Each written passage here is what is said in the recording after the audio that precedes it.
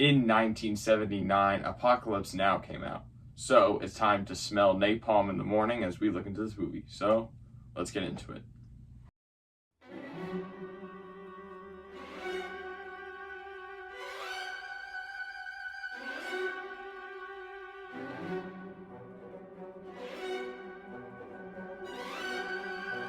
Hi, my name is Scott, and I talk movies. Today, we're talking about one of the best war movies of all time, Apocalypse Now, which was released in 1979.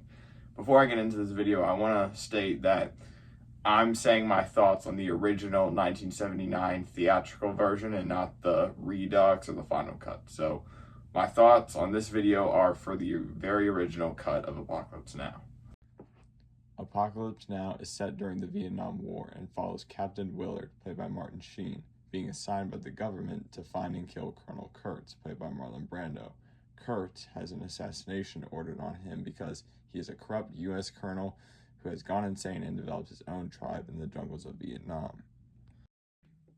The further and further Willard's mission gets, the more we see the horror of war in this amazing masterpiece by Francis Ford Coppola, which is considered one of the best movies of all time. Terminate with extreme prejudice. Apocalypse Now is a crazy movie, as the more you watch it, the more you dive into madness. This movie was directed by Francis Ford Coppola, aka Nicolas Cage's uncle, who at the time in the 70s was most well known for directing The Godfather Parts 1 and 2.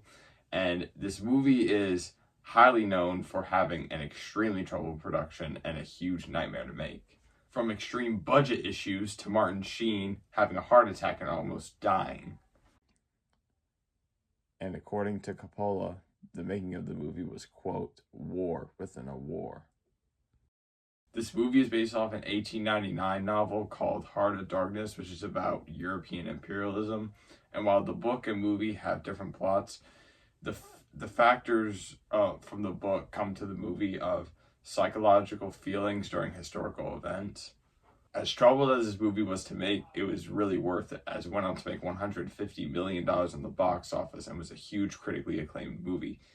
It also won 2 Academy Awards, one for Best Cinematography and one for Best Sound, and Robert Duvall was nominated for Best Supporting Actor. Another fun behind-the-scenes fact is that Marlon Brando and Dennis Hopper, who played the loud photographer, couldn't stand each other behind the scenes and openly stated that they hated one another. Getting into the positives. This movie is very well acted, with every single actor giving hell of a performance, from Willard going all out as playing a captain disturbed by war.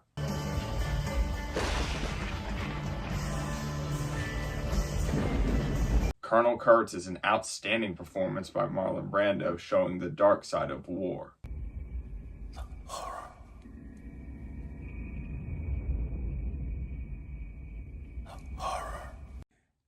Robert Duvall's character, Lieutenant Kilgore, who is a huge standout as he's a lieutenant who is very brave and takes risks and has a huge obsessive hobby for surfing, even making his men surf while in enemy lines. I love the smell of napalm in the morning.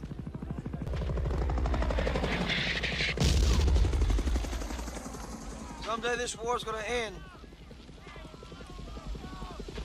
Who, by the way, only has 11 minutes of screen time in the movie.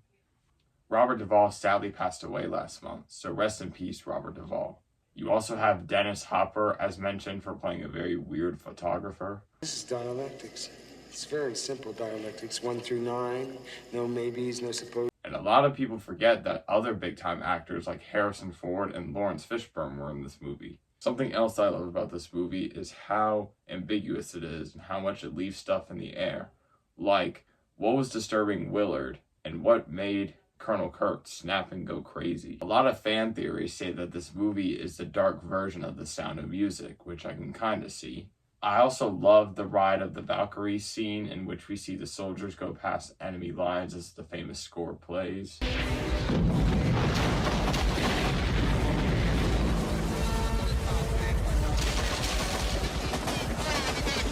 And the fact that this whole movie is a mission makes the audience feel like they're on this disturbing mission into madness with these characters. Like, it makes us feel like we're on the boat ride through Vietnam and in the ride of Valkyrie's scene, as mentioned, which is just amazing. If I had any negatives, it'd be that the movie can drag from time to time, but it's not that bad, as when it does feel like that, the movie picks itself up. For the best kill, I'm giving it to Chef. Just watching Kurse place his head on Willard's lap and the sound Willard makes is a nice touch. So with that, I give Apocalypse Now a 10 out of 10 and a 5 out of 5 stars on Letterboxd.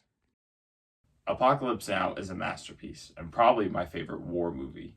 It's truly an amazing movie with outstanding performances and outstanding visuals. Well, I'm off to terminate with Extreme Prejudice. Anyways, I'm Scott, and I talk movies.